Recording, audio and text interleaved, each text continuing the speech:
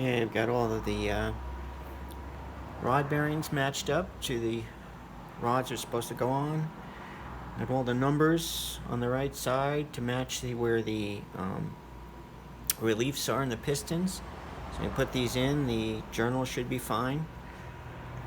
Got them in boxes, knowing which goes where. So next is assembling them.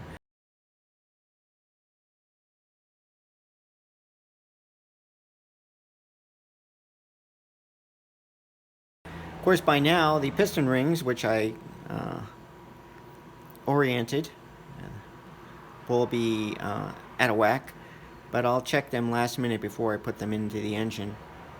Also, I went and I looked online and I found a bunch of things that said that they didn't need to be 120. In fact, Hastings, who the rings we're using, just said just make sure they're not next to each other so that the oil can't get by.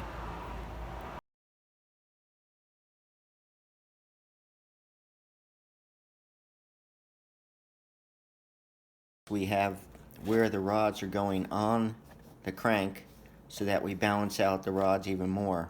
And we put the heaviest ones on both sides of the main cap, dead center. You figure that's the best for least load on the engine. We've got our ARP Ultra Torque assembly lubricant for the bolts.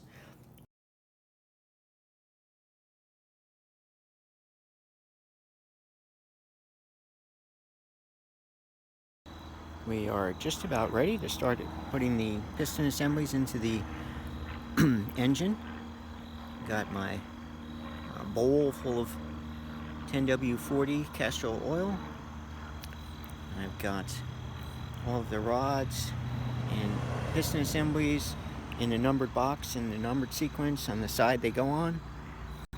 I have the engine ready, and thanks to the fact that it's on an engine stand, what I'm going to do is make it straight up and down every time. That way the rod isn't going to, should come straight down. It's not going to be dragging across the side. And when I hammer down on the top of the piston to seat the ring, get the rings inside the cylinders, there shouldn't be an issue. The other thing I'm going to do is I have the plastic bags, heavy plastic, that the rods came in, and I'm going to put them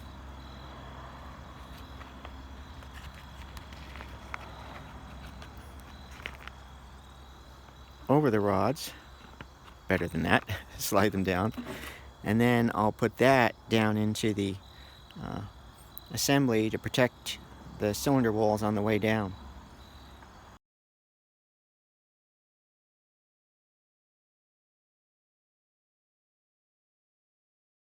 The Scat rods don't have bolts hanging down like most rods do, so you don't have to worry about that, but still you've got the edges that could catch on the side of the cylinder, so that's why I'm putting the plastic bag over it until it gets to the bottom.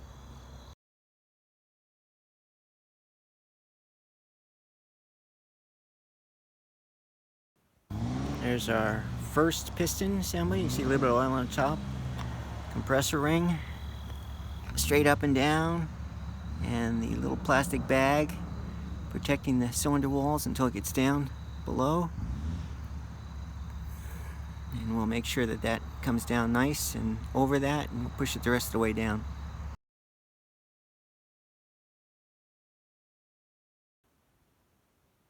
Piston tapped into place. Have to move it the rest of the way down and line it up with the journal. Put the rest of the cap on, and then we'll move on.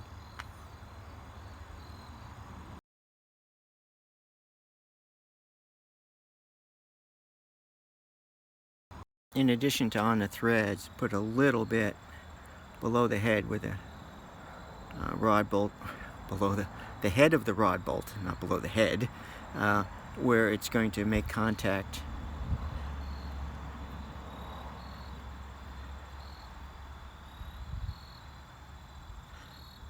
to help get very accurate torque readings.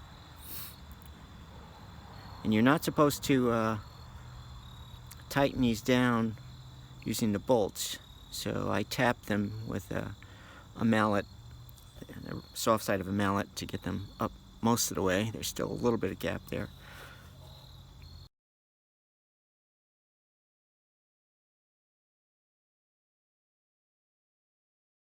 Somebody mentioned this in one of the videos I was watching on using the ring compressor, that you can get it really tight, but once you've got it in the block and pressed down and nice and snug, go for that one extra click. You'll hear it. It's really hard to get to, but that one extra click makes sure that the rings will go right in, or should.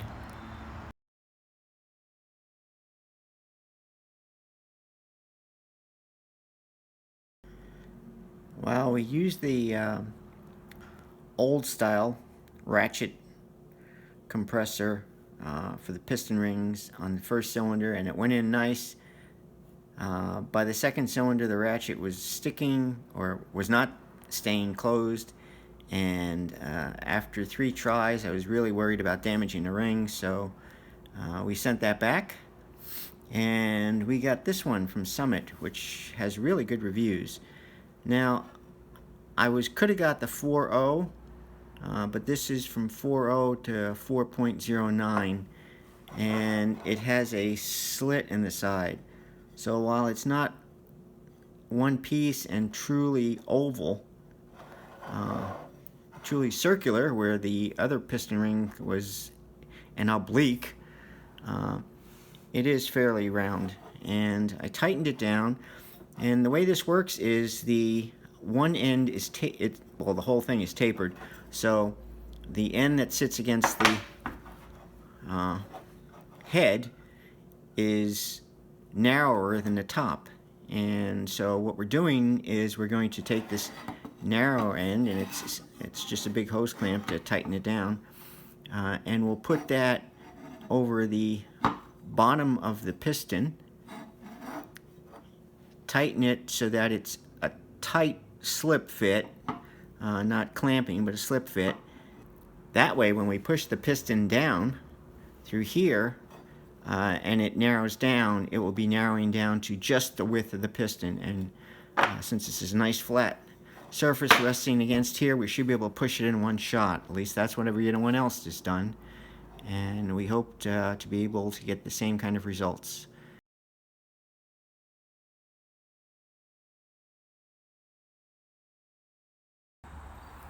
It pushed right down and in. Unfortunately, there was one small problem, and that was that I had turned the engine. So it wasn't straight up and down anymore. So the rod just caught the corner of the counterweight, and that stopped it. But the bearing's not in there yet, and I did have the plastic on there, so it should be fine.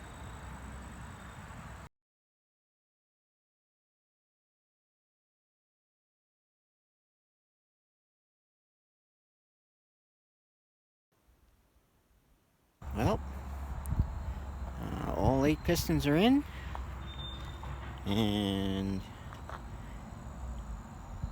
turns nicely.